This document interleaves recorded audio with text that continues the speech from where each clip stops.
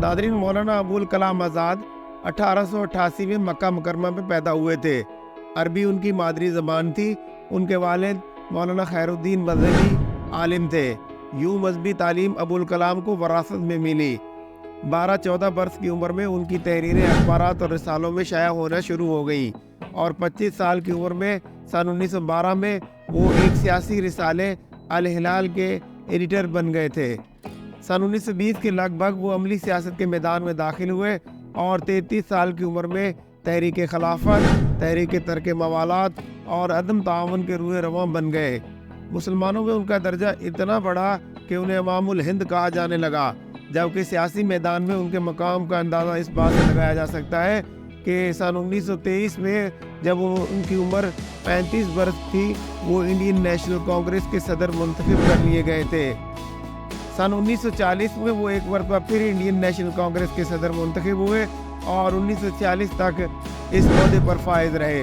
उन्होंने मुतअद्दिद मरतबा कैदोबंद की सऊबतें बर्दाश्त की, ताहम इस दौरान भी वो इल्मी कामों से गाफिल नहीं रहे और मुसलसल किताबें तहरीर करते रहे।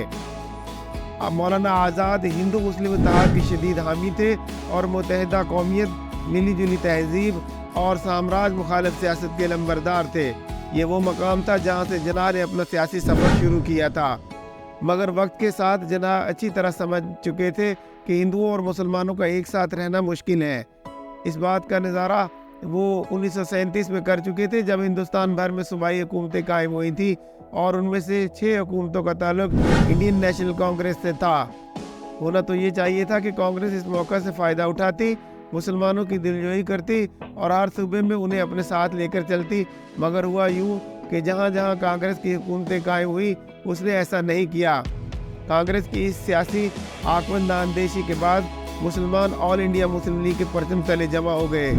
यही वक्त था कि जब दूसरी आलमी जंग के बाद कांग्रेस ने वजारतों से मुस्ताफ़ी होने का ऐलान किया तो मुस्लिम लीग ने इस फैसले पर यौम निजात मनाया और सिर्फ 3 माह के बाद पाकिस्तान के क़याम की करारदाद मंजूर कर ली। कमोबेश इसी ज़माने में अबुल कलाम आज़ाद कांग्रेस के सदर मुंतखब हुए और जिन्ना ने उन्हें कांग्रेस के शो गोए का खिताब दिया। मौलाना अबुल कलाम आज़ाद ने अपनी किताब इंडिया विंस फ्रीडम में लिखा है कि 1946 में पेश की जाने वाली वजारती मिशन की तजावीज़ वो आखिरी मौका थी जो हिंदुस्तान को तकसीम होने से बचा सकती थी। वजारती मिशन के इस मंसूबे को मुस्लिम लीग ने कुल्ली तौर पर और कांग्रेस ने जुज़वी तौर पर मंजूर कर लिया था, मगर नेहरू के एक अखबारी बयान से सारा पासा पलट गया। नेहरू ने कहा था कि उनकी जमात सरदस्त तो इस मंसूबे को मजबूरन मंजूर कर रही है, मगर बाद में वो इसमें तब्दीली का हक महफूज रखती है। नेहरू के इस बयान के बाद मुस्लिम लीग ने वजारती मिशन की मंजूरी का फैसला वापस ले लिया। सन 1946 के अवाखिर में हिंदुस्तान में अबूरी हुकूमत कायम हुई, जिसमें इंडियन नेशनल कांग्रेस और ऑल इंडिया मुस्लिम लीग के नुमाइंदे शामिल थे। इंडियन नेशनल कांग्रेस ने इस हुकूमत में आज़ाद को वजारत तालीम का कलमदान दिया था। मार्च 1947 में माउंट बैटन आखिरी अंग्रेज़ वाइसराय के तौर पर हिंदुस्तान आए तो उन्होंने बड़ी सहूलत से पटेल, नेहरू और गांधी को हिंदुस्तान की तकसीम पर राज़ी कर लिया। नादरीन, ये 19 जुलाई 1951 की बात है जब इंडिया के वज़ीर तालीम मौलाना अबुल कलाम आज़ाद ने तेहरान से पाकिस्तान वापस जाते हुए एक दिन के लिए कराची में क़याम किया। इस क़याम के दौरान उन्होंने पाकिस्तान में इंडिया के हाई कमिश्नर से अपनी इस ख्वाहिश का इजहार किया कि वो बानी पाकिस्तान मोहम्मद अली जिन्ना के मज़ार पर हाज़री देना और फातिहा पढ़ना चाहते हैं।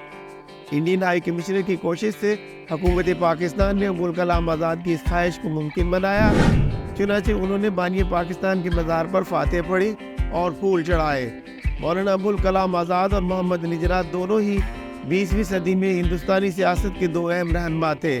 मौलाना अबुल कलाम आज़ाद पाकिस्तान के क़याम के शदीद तरीन मुखालिफ थे, जबकि दूसरी जानिब मोहम्मद अली जिन्ना थे जिनकी सियासत पाकिस्तान के क़याम की कोशिशों के गिर्द घूमती थी। मोहम्मद अली जिन्ना आज़ाद से उम्र में 12 बरस बड़े थे, ताहम दोनों की सियासी ज़िंदगी का आगाज़ कमोबेश एक ही ज़माने में हुआ। जिन्ना ने सियासत का पहला सबक दादा भाई नौरोजी और गोपाल कृष्ण गोखले जैसे रहनुमाओं से लिया। वो सियासत में मुसलमानों के कायद की हैसियत से नहीं बल्कि खालिस कौमी रहनुमा के रूप में दाखिल हुए थे और सियासत में मज़हब की आमेज़श के ख़िलाफ़ थे, बल्कि तारीख़ी हवाले ये बताते हैं कि वो मज़हबी मामलात में कोई ख़ास दिलचस्पी नहीं रखते थे। जिन्ना का रहन सहन मुकम्मल तौर पर मग़रबी था, ہندوستان کی تقسیم سے قبل وہ ایک لبرل اور سیکولر قومیت کی لمبردار کے طور پر جانے جاتے تھے۔ سروجنی نائیڈو نے انہیں ہندو مسلم اتحاد کے سفیر کا خطاب دیا تھا، حتیٰ کہ سن 1920 میں انہوں نے کانگریس سے اپنا زرینہ رشتہ اس بات پر قطع کر لیا تھا کہ وہ سیاست میں مذہبی عناصر کو استعمال کر رہی تھی۔